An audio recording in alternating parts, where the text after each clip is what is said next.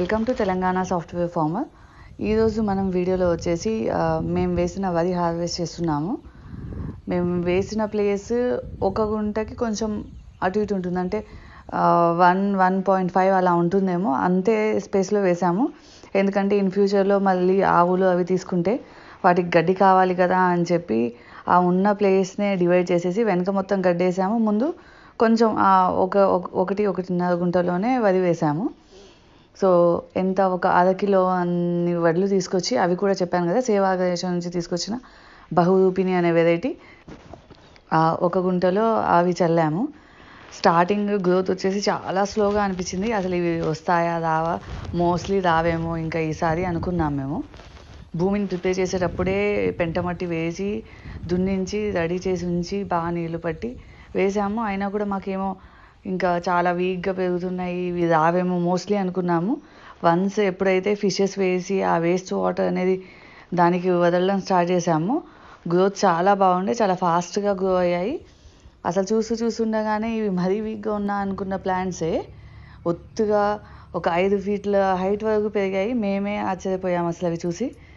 చాలా బాగుండే వాటి గ్రోత్. కానీ వేసింది చాలా తక్కువ స్పేస్ కాబట్టి ఎంత వస్తుందో తెలీదు.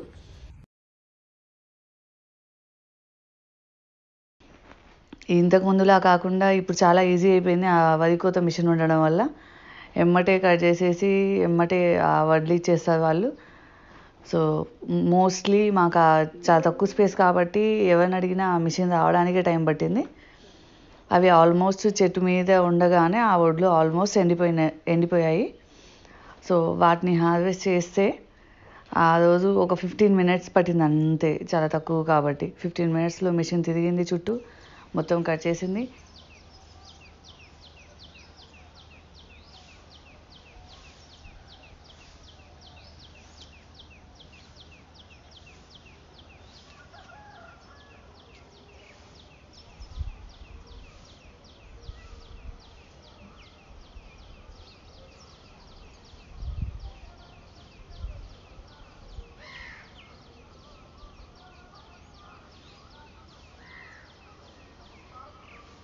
ఆ తర్వాత ఆ వడ్లన్నీ కిందికి వేస్తే ఒక 80 kgs వరకు వడ్లు అయ్యాయి. మేము వేసిన స్పేస్ కూడా తక్కువ. ఒక గుంటలో 80 kgs అంటే మంచి హార్వెస్టే అనుకోవాలి. సో అవన్నీ ఒక బస్తాకి నీమ్ ఆయిల్ ఫస్టే కొట్టించేసి ఎండలో పెట్టాము. ఆ బస్తాలోనే ఈ వడ్లన్నీ ఎత్తించేసి ఒక 2-3 days ఎండలో పెట్టి ఆ తర్వాత తీసి లోపల పెట్టాము. 1 year తర్వాత సేవా ఆర్గనైజేషన్లో వాళ్ళు చెప్పింది ఏంటంటే 1 year తర్వాత వీటిని పట్టించండి మిషన్లో, ఇప్పుడే వడ్లేం పట్టించొద్దు అన్నారు. సో అందుకని చెప్పి వాటిని అలానే బస్తాలో పెట్టేశాము. ఎంత అయినా కూడా రైస్ అలా పెట్టేస్తే 1 year తర్వాత కదా మనం యూస్ చేసేది. సో ఈ 1 year లోపు మళ్ళీ ఒక 2-3 హార్వెస్ట్లో 2 అయితే ఖచ్చితంగా అవుతాయి మళ్ళీ. సో అవి కూడా అలా ఉంచుకుంటూ వెళ్తే ఫ్యూచర్లో ఖచ్చితంగా మనం ఏదైతే రైస్ ఇప్పుడు యూస్ చేస్తున్నామో అది మన పొలం నుంచి వచ్చే రైసే అయి ఉంటుంది.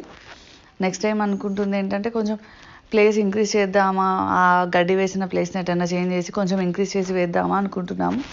చూద్దాము ఇన్ ఫ్యూచర్ ఎక్స్టెన్షన్ కూడా అయ్యాక.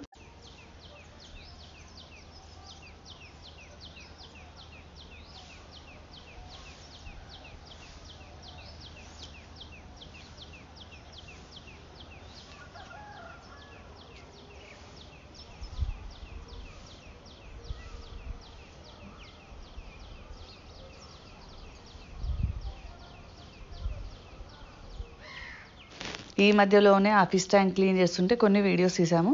ఓన్లీ ఆ ఫిష్ ట్యాంక్ క్లీన్ చేసినప్పుడు మాత్రమే మనకు ఆ ఫిషెస్ కొంచెం క్లియర్గా కనిపిస్తాయి. సో అందుకే ఆ ఫిష్ ట్యాంక్ క్లీన్ చేసినప్పుడు నీళ్ళు వదిలేస్తాం కదా, లాస్ట్ అడుగులో మిగిలిపోయినప్పుడు ఆ ఫిషెస్ క్లియర్గా కనిపించాయి.